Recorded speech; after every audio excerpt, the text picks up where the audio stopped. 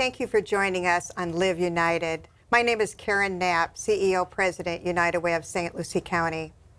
United Way's mission is to improve lives by mobilizing the caring power of our community. And we're here to talk to you a little bit about United Way and the impact United Way has in St. Lucie County. And our guests today are Tom Epsky. And Tom, you're a longtime volunteer for United Way. You're on the United Way of Florida Board of Governors, and you have been active with United Way for 15 years. I think you started out as a volunteer. I did. I started about 15 years ago with our local United Way, and it's about 30 years since my first workplace campaign being involved with United Way. Tell us a little bit about why you became involved and how the experience has been so far. Being involved with United Way is such a rewarding experience because it touches so many lives, from our most vulnerable citizens to our working men and women. We help children and families achieve their maximum potential in areas like health, education, and income, and we make such a profound difference in improving lives in our community. I remember when you first started, I believe you and I were both volunteers on the campaign. I think you're the one responsible for getting me into the campaign that year, and it's been a road I've been fortunate to travel along with you and the great folks and volunteers that we have here in St. Lucie. We know all about many of our agencies because I've been interviewing them for years here on Live United. Let's talk a little bit about the people behind the scenes, the board. You're a leader on the board because you've been on there for many years, off and on. Let's talk a little bit about the responsibility of board members and how you take your responsibility as a board member. You're a great example. Well, it's a group of colleagues that I'm fortunate to work with that set the strategic vision for the organization. We look at the initiatives that the United Way worldwide asks us to envision for our own local community, and then we set the agenda. We've done things like the community-wide assessment to really identify gaps in services and critical areas of need in St. Lucie County. We've spearheaded a coalition of community partners to identify those issues and be able to bring change by bringing the leaders in the community together and start creating a lasting change to help improve lives. We have a dedicated team of all walks of community leaders, from our corporate to our nonprofit to human resource, attorneys, financial planners, who all come together to share their expertise on the board. And for that, we're extremely grateful, right? That's right. We also have with us Monty Kossoff. Monty is the Vice President of Resource Development and Marketing. And Monty, it's about that time of year when we kick off our campaign. And when we do, we have our Spirit Awards breakfast. Let's talk a little bit about the United Way kickoff and this year's kickoff. Thanks, Karen. In fact, this is very well timed. The event is going to be a little bit earlier this year. We're finding that our corporate workplace campaigns tend to kick off a little earlier each year. So with that being said, we're also going to do our official United Way kickoff on September 23rd, which will also be our 5th annual Spirit of St. Lucie Awards, which is really hard to believe. Celebrating 5 years of success of this program, which is sponsored by one of our corporate partners, Florida Power and Light. Originally championed by Amy Brungis, their external affairs manager, to really recognize the partnership of philanthropic leaders in the community and businesses who support everything that United Way does and our partner agencies. So it's a great opportunity. It's kind of become the place to be every year. It's our signature event.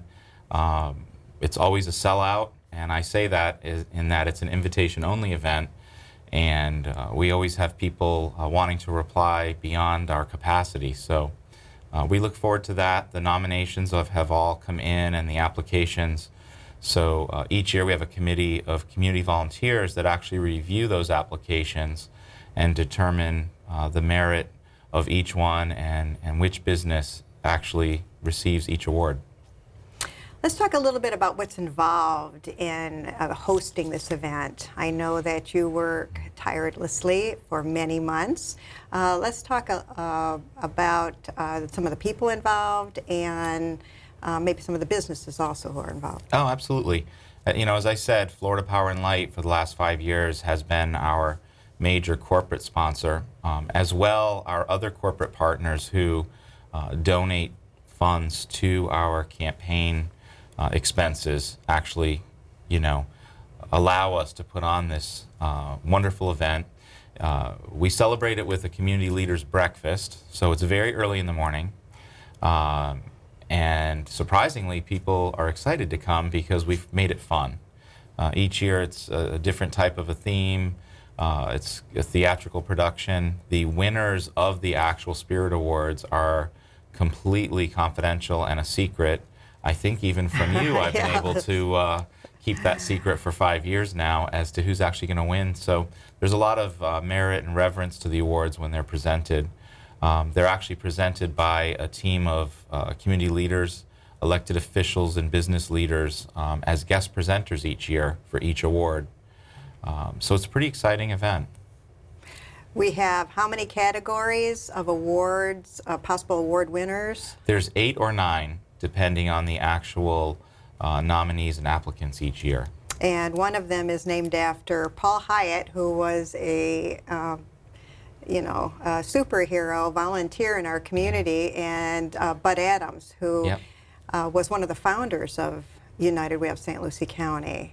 Yes, we have the Paul Hyatt Award for Volunteerism, as Paul was a volunteer extraordinaire and really set the example. So that category is for an organization that really sets the bar as far as inspiring a volunteer force among its employees. And the Bud and Dot Adams Award is for corporate philanthropy, named in honor of the Adams for their generosity within the community.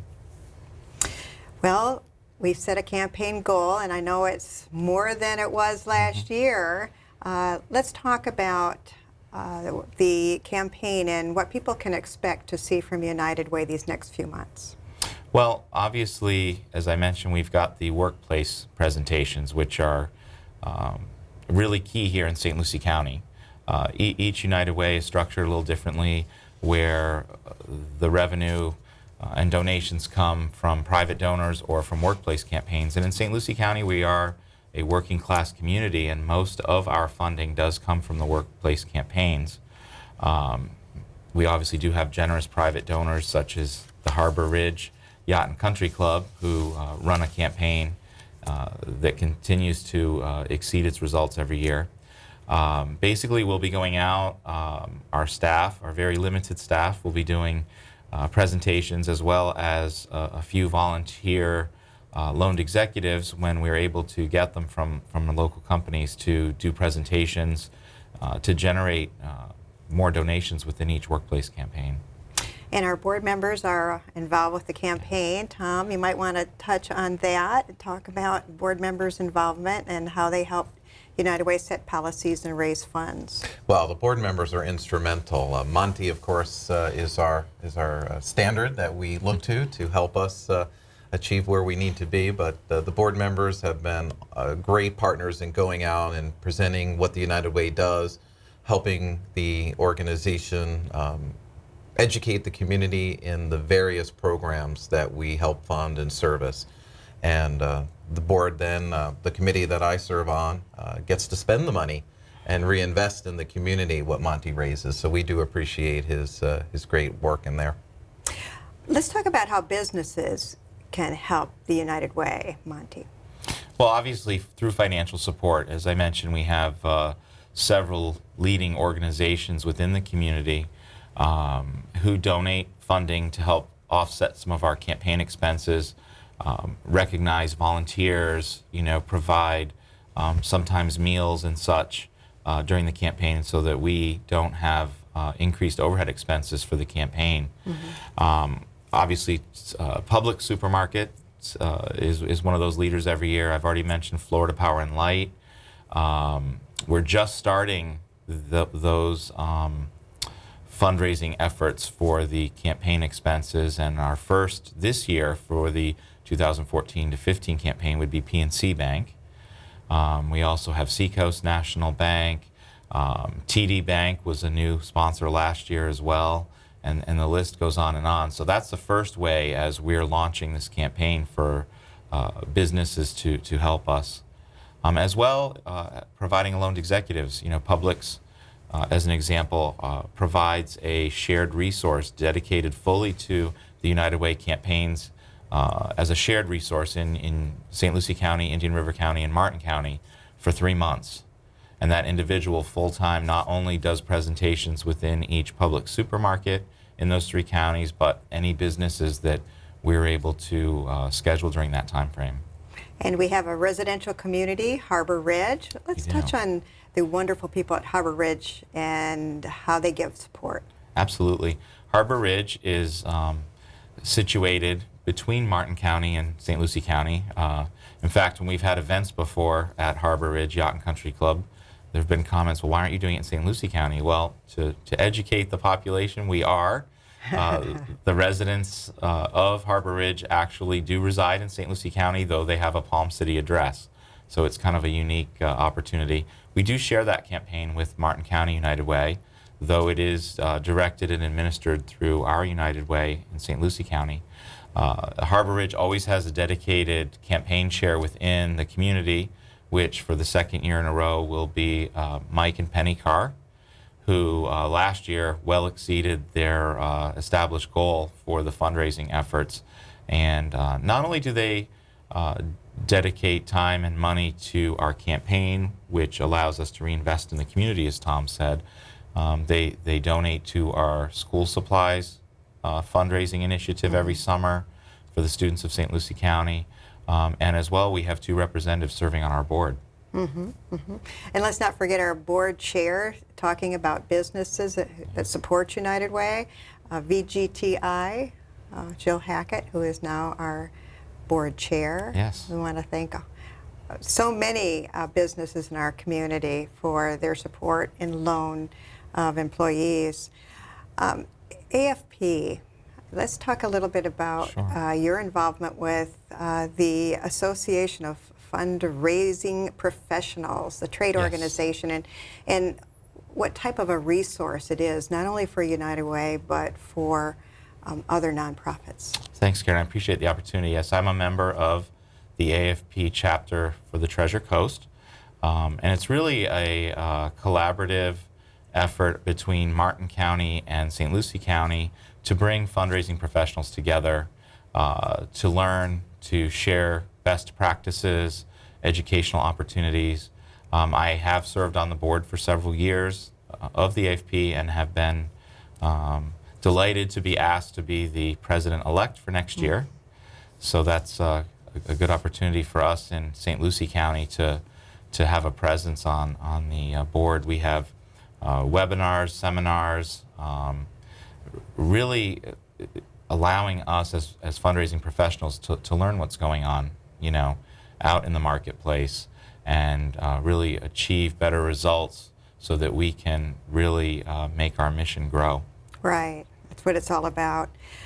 Before we, after we fundraise and before we decide where we're going to invest the dollars, we have to know the need in the community. And Tom, you hit earlier on the community-wide assessment that United Way just accomplished through its community partners, and one of those, That's right. Children's Services Council, which helped tremendously.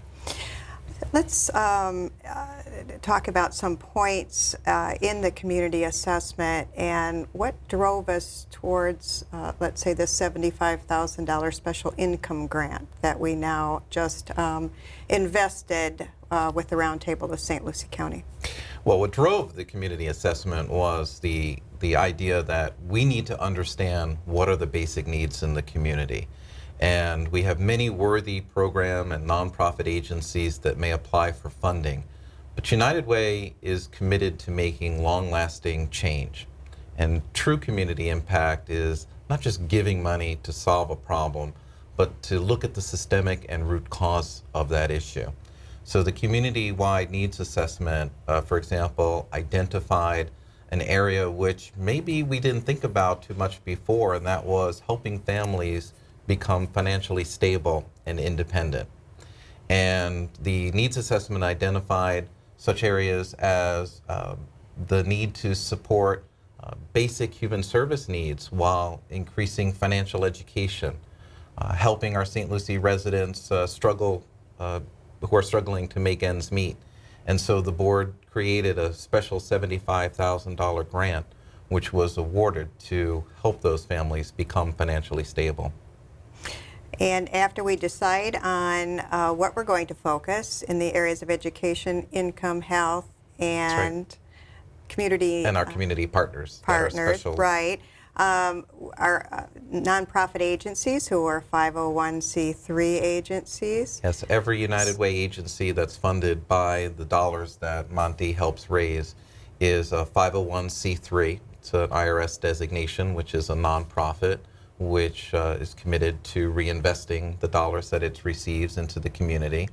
All of the 501c3s are addressing health and human service issues. And you're the chair of the Community Impact Community Impact Committee. Committee, right. And your job is to lead all of the 60, 70 volunteers and United Way staff in the investment process That's right. from the beginning to end. Do you want to talk about your experience? Well, I'm glad you touched on that because I think a lot of people don't realize the tremendous volunteer effort that goes into having the community folks come together and really vet the agencies. We look at their financial picture, their financial goals and objectives. We look at their audit. We look at their board makeup to make sure it's representative of the people of St. Lucie County. We look at their outcomes and what they're proposing for addressing those critical needs. And then final decisions are made by ultimately the board of directors with strong recommendations from those panels that review all those applications. And Monty, as a staff member, you're very involved with the investment process as well. Yes. Let's talk about your experience. I mean, even though you're a staff member, when you're involved, you almost feel like, you're the eyes of the community as well, although you're there to support the volunteers. No, absolutely. Actually, my first experience with United Way was as a volunteer, excuse me, before I joined the staff, and I served on an investment panel. Right. And Tom, that basically was your start too, wasn't it? That was my start, yeah. Some of the areas, like the area of income, when we talk about the activities that are involved and the impact it's making on the lives, vocational training for adults, assistance to families when you're talking about families in need of food and clothing. Sure, basic food and clothing needs, And- emergency services. Right. We look at programs to really address breaking the cycle of poverty. Right. In the area of health, we recently, I would say, well, it wasn't quite recently, but 4 or 5 years ago, we invested in the Hands Clinic, which is Yes. now extremely successful. And it just took the board's belief in a program that was there to fill a need in our community. Sure, the underinsured and uninsured, for sure. Part of that, too, was the pediatric dental clinic that helped assure school-aged children have opportunities for great dental health, which, surprisingly enough, when we look at why kids may be having struggles and succeeding academically, dental health was a huge part of that. We wouldn't have known that were it not for the needs assessment and being able to target those areas. And United Way Special Stanage Grant, those dollars have been dedicated to that, children's dental health, for the past 4 years. And this year we invested $60,000 in that. And then we're also working with the Hands Clinic to write additional grants to support that. So we're very excited about that, and I know Some the of the board anecdotal is. evidence coming back from the school district is showing what a profound difference that program is making. You know, in the area of education, too, United Way, when you talk about the vulnerable in the community, you talk about the elderly, and you talk about the children, I would say a large majority of United Way dollars are spent on programs that help children and their families, which eventually does and help improve education. There are literacy programs and after-school programs, mentoring programs. Affordable childcare and Yes. early learning opportunities, alternative education sites to help keep kids on track. I mean, it just goes on and on. Adult literacy. And let's not forget about our School Supplies Right. for Students program. Great program just wrapping up this week. Right, right. Some of those stats are, this year we had 4,821 children receiving supplies that they need to begin the first year of school. Yeah, I mean, I think it was a record this year just to look at equipping that amount of students with the supplies necessary to achieve academic success. It speaks volumes to the work that United Way does in the community. Right, and right now, public supermarkets they're asking, all of the supermarkets in the area are asking for supplies, and those supplies are going to come to United Way, where we're going to distribute those into the schools. We had 11 organizations and businesses adopt schools, so I think that's important to get out that individuals support the school supplies program, but also, there you go, back again, our businesses support the school supplies program as well. We have coming up this fall, not this fall, I'd say almost in the spring or the end of the winter, our Orange Blossom Ball event, Monty. Yes. Would you like to say a few words about the Orange Blossom Ball? Oh, Because that's a absolutely. wonderful event. Yeah, I'm very proud our inaugural ball was 2 years ago to celebrate our 50th anniversary serving the needs here in St. Lucie County. It was so successful, I thought it was going to be a one-time event, and now it's become yet another fun project for me every year, and I look forward to this being the third annual coming up in February of this year. There will be more information if anyone would like to attend. It's not your typical nonprofit fundraising event. In fact, we don't consider it a fundraising event. It's a new approach, really focused at relationship building. It's a very upscale social event, widely attended by folks throughout the community at Harbor Ridge Yacht and Country Club. Fine dining, drinks, dancing, really wonderful evening for the community to come together and celebrate what we do as an organization in this community. So we look forward to having banner attendance again this year. We have almost 200 people that attend each year. And once again, we thank our sponsors for Yes. providing the funds so that we can do that. None of United Way dollars are spent on thanking volunteers Right. or putting on events. That's all, Yes. our sponsors who cover the costs of the Orange Blossom Ball and the breakfasts we have. Right. So that's how important the businesses are. And at the end of our conversation here, I'd like to talk a little bit about the United Way of Florida Board of Governors. You know, United Ways, they are autonomous. They have a local governing board, but we also have resources there, and one is United Way of Florida. Tom, do you want to talk a little bit about the United Way of Florida and their resources to Well, the the- local United Ways? The United Way of Florida exists to bring a shared conduit of information to our local United Ways. It's comprised of volunteer members as well as some of the chief professional officers, such as yourself. You joined the board this year, and it is a way that we can share information from very large United Ways to some of the smaller United Ways, including volunteer ones like in Okeechobee County. And this year, the United Way of Florida is focusing on a new identified program. We call it ALICE.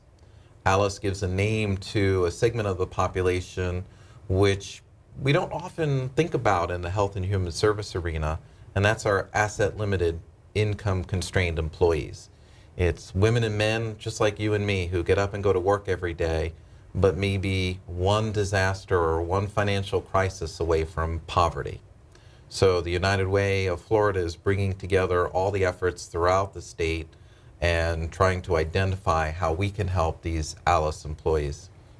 And Monty, I would say in a few months we're going to kick off the Alice Project, and Yes. our viewers will hear a lot more from United Way about those individuals who do fall within that area as you just described. So we have a few more minutes. Is there anything we'd like to touch on that we missed about? Well, Karen, like I said, I've been involved with United Way for almost 30 years, and I think the single biggest contributor to our success are not only our volunteers, but our corporate partners. And just a shout out to all the great community stewards here in St. Lucie County that make our work possible. You know, our Publix, our Florida Power and Light, our financial institutions who all come together and lend us support and initiatives.